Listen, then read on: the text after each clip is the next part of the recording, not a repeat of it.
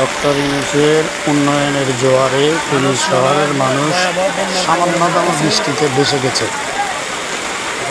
তার দৃশ্য আপনারা নিজেরাই দেখুন। এই শালা ছিল সুদি এবং সুদ কীভাবে বাড়ানো যায় তার এটা নিয়ে সবসময় তার সংগ্রাম।